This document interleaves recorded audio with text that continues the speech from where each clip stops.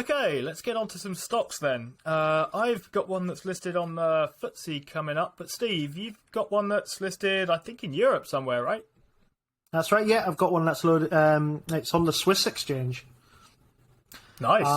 So yeah, this is one I quite like. I like it so much. I guess I own it. So this company, it's a global leader in. I guess it's cosmetic. I guess you would call it aesthetic dentistry. Its primary market is the sort of dental implant market. It has a premium brand which is actually sold under its name, and over time it has been acquiring and building sort of a raft of mid-market and lower market brands, pretty much covering every price point. Metrics, Steve, they're a little bit tasty. So it's a 15 billion Swiss franc company. I realise we may lose some listeners here, so I'll let you know. A franc is about 90p in our money, but just for your brain, I would just say quid for quid on this. You know what I mean? It's easy enough to work out from that. Okay. So revenue last year was just a tad over 2 billion francs, and they should be on their way to about 2.5 billion this year. Price to free cash flow, price to earnings, they're about 30 on a forward basis, so it's not cheap. Top line growth was only about 15% last year. They did have a few headwinds in terms of supply. Net margins coming in at 22%. Return on invested capital is about 28%, which is really impressive. Return on equity is even higher at 31.4%. So they've got some pretty, some pretty decent metrics. It's got about 881 million in cash at the moment, and there's about 480 million in long-term debt. They've been using that to pick up these brands and just basically solidify themselves in the market. Looking globally, all localities have been growing for them. They've been showing particularly solid growth in Latin America. The biggest market is still, they call it EMEA, which is Europe, Middle East, and Africa. Which, when you think about it, that's like 90% of the land mass. So it's not surprising that it's such a big area for them. So yeah, inflation for them is a little bit of a headwind too as the belts get tightened. But that's it. The firm's experiencing double-digit growth across all of its businesses, and it does have other bits as well. It does tooth replacement and tooth restoration, has a digital solutions, and it also does a little bit of teeth alignment as well. So for Paul, it pays a small but growing dividend. It's about 0.6%. No buybacks at the moment, Steve. So the theory on this one, and I appreciate this is quick for me. I normally do 40-minute stock reviews, but the theory on this one is I'm following on from the growing middle class, the toothpaste, the teeth cleaning trend that is favoured by Terry Smith. Without being crude, to Terry's idea, there's only so much you can do with toothpaste, and I say this as a man with a snaggletooth. Implants, I think, will become more popular as the middle classes rapidly develop, as we experience, and in the emerging markets, they'll start to see, shiny, pearly white teeth on that we see on advertising every day. This will become more apparent to them, and as they're growing wealthy, will become more affordable to them. Look, I think this company's got a lot to offer in this market. It's Swiss-based, so it doesn't come with any of the negative connotations that an American company does. It's fairly central as well in these kind of areas. Swiss companies are famed for having a Swiss country, is famed for having sort of a neutrality politically, so they're unlikely to tread on anyone's toes in the way that America would. I think this is quite an interesting company. It has a lot of natural sway, and I think, entering these new territories should be something that comes quite easily to them. Yeah, I think it's a really interesting company as well. I mean, it speaks to something where you don't have to try and understand the customer terribly well. Everyone's got teeth, everyone of a sort anyway. Mostly, I say that. That's not quite true, but my son probably isn't this target market anyway. But yeah, teeth are, they're fairly sort of stable kind of area, I think. And it doesn't feel to me like this is an area where anyone's doing huge amounts of disruptive work either.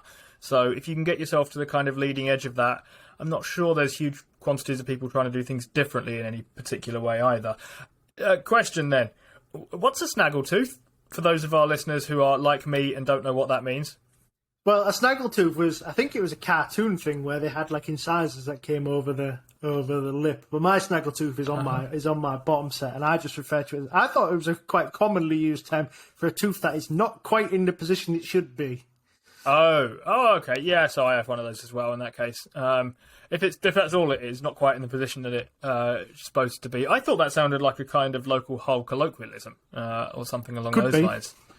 But yeah, this be. is really interesting. Do you think of this as consumer or medical devices? Both, I would say.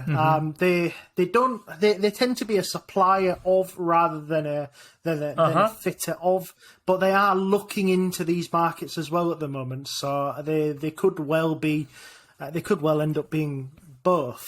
But yeah, I think this is an interesting company. The people are looking at these 30 price to earnings and price to free cash flow at the moment, and it's come down quite a bit over the last year, and I think they're looking at this thinking it's still a little bit expensive. But that top line growth, with those conversion metrics, I think this runs the sort of potential of being quite cheap, quite fast. I don't think there's any question that this is a very good business. Returns on equity, you said north of 30%. Is that right? 31.4. That's right. So anywhere above 30 is the kind of number I always look for as pretty strong returns on equity wise. And then the only question becomes, okay, so this is a very good business. How much do I have to pay to get hold of this very good business? You said quite a bit, but there's sort of decent growth there. How does it convert cash? Reasonably well, right? What was price to free cash flow again? 30? Yes, about 30, yeah. Yeah, so that's sort of not too bad, and price earnings isn't that much higher, right? So it passes through cash That's pretty right, yeah, well. they're both about the same, yeah. Yeah, which is a sign it converts its cash reasonably well. That's something that you kind of want to look for here. It's a thing I've been looking at a lot lately, and it comes up in my own stock as well. But have you said the name of this company yet? I can't remember. It's Straumann Holdings, and the ticker is STMN. Just to let you know as well, I did have a look because I was trying to figure out what is the mo in dental implants, and I actually found it on Morningstar this afternoon. And it is that when you have a tooth extraction, Straumann have an implant that can go in immediately into the hole that was created by the tooth that comes out. So you don't need any additional work or to have to heal and then to have to be re-drilled. So essentially in the act of pulling out the tooth, that creates the necessary gauge for Straumann's implant. And that is why Morningstar, they've given them a narrow moat rating because this product is one of the more expensive ones that Straumann offers. So there is a chance that, some dentists, depending on your price bracket, would probably sooner have you back and drill a hole in your face to put one in. But yeah, that was quite an interesting little tidbit. I find that quite interesting. It's a low dividending thing, but it's growing 0.6%. I mean, you wouldn't expect a company that's being acquisitive to be paying much out in the way of dividends, right? I mean, if you need cash for acquisitions, is it worth it? I mean, it's also Swiss, right? So there is that kind of fairly high dividend tax that Paul is allergic to, which on 0.6% means there's not a tremendous amount left, I guess, in the dividend thing here. Yeah, you can't take nothing from nothing, can you? No, but so not one of our kind of candidate stocks for Paul. Then we'll stick to big dividend-paying brick companies and catch-up companies and that kind of thing. But a stock perhaps for those of us that are kind of a bit more kind of growth-minded or quality-minded, I guess, something like that. It could be both, couldn't it? I think it could end up being a good dividend. So you can see that the cash conversion is definitely there, and they've got all the growth metrics you could want to be a dividend growth stock.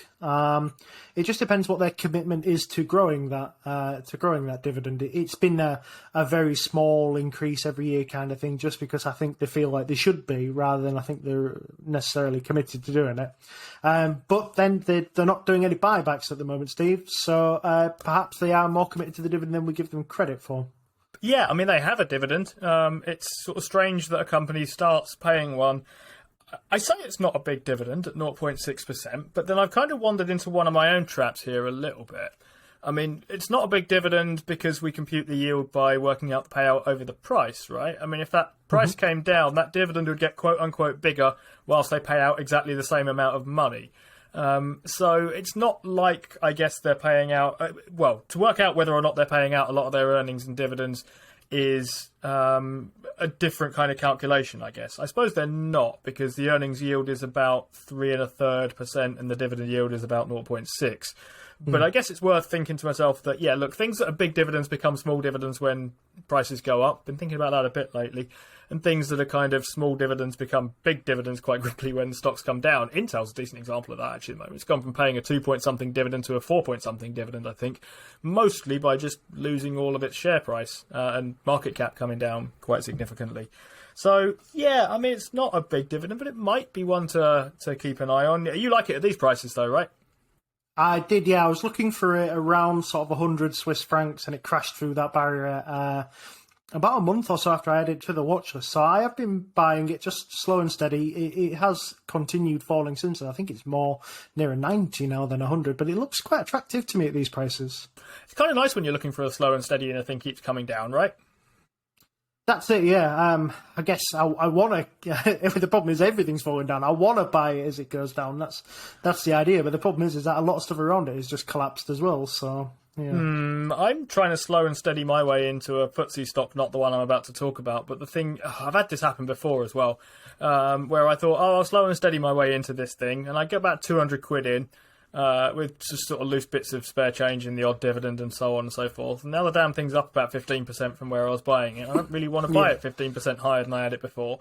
And if I try and do anything sort of meaningful and throw something at it, I'll pull my average quite a long way higher. But so at least with Straumann, it's giving you a chance here to come and load up on some stuff. He's given me plenty of chances. I don't think it's actually been green since I've had it. So you always feel like, the minute you put some money in, you're looking down the list and you think, well, there's some of it. That's where some of it will go. I'm only looking to make it about a 2% sort of position. So I'm sort of conscious that I don't want to go in too fast and just fill that position up and then just ignore it, especially when there's the chance that we're going to get more attractive prices down the line. And that other stuff is getting attractive as well. You don't want to dedicate too much to a 2% position if your 10% positions are collapsing as well. They seem the more obvious ones, the ones I have more conviction in. But yeah, I mean, I really like it. I think it's an interesting stock. I found a lot of interesting Swiss stocks. I mean, probably the next two of these we do will probably be Swiss stocks. It's a really interesting market. I would say it's underloved, but only that it's underrepresented by people like us talking about stocks. The actual stocks on those markets trade very strong, trade with healthy valuations as well. So, there's very few real bargains to be had just on the face of looking at these companies. You've kind of preempted my final question on this sort of thing. How did you find this Swiss dental thing? I mean, it's not a million miles from home, but it's not a company that many people have heard of. I've seen it once in a different video from Sven, but beyond that. Well, that's not how I saw it. I basically got bored one day and sat and went through the whole Swiss exchange on Trading 212 and looked at what stocks did what on there, essentially, and I stumbled across a couple. I stumbled across a company called Sonova, which was a really interesting company. They do hearing aids, and they own the Sennheiser brand as well. And I also stumbled across Straumann and had a look into that, and it just looked really attractive. They both looked really attractive. Also, Tecan Group is another one that I quite like on that Swiss market. They're in the life sciences division. They make those. If you ever think about life sciences, when you see like 100 pipettes all injecting a very small amount into a test tube, they make that system. They make the system that, and each one of those pipette heads has to be changed every time you use it. So it's a bit of a, it's a servicing contract with a large machine kind of deal, plus a razor blade kind of deal, like Gillette. So another interesting business model, growing quickly, looks great on a lot of metrics. And I guess that's the other thing about the Swiss exchange that I've found is that these companies really early on start paying dividends and start buying back stock, but they don't go stupid. They just allocate 10% of earnings to it or 15% of earnings to it because they spend the rest growing. It's kind of a different market to what we're used to in the US, where it's kind of like get as absolutely big as you can and spend every penny of VC that you can, and then start paying a dividend when everything stops. The Swiss do it a little bit differently. They're really happy to start giving money back to shareholders early. And, in a market where realistically I think we should be heading back to looking for 6 to 10% returns, maybe an 8% return, these Swiss companies will probably generate that for you, and maybe with a little bit more safety than in America.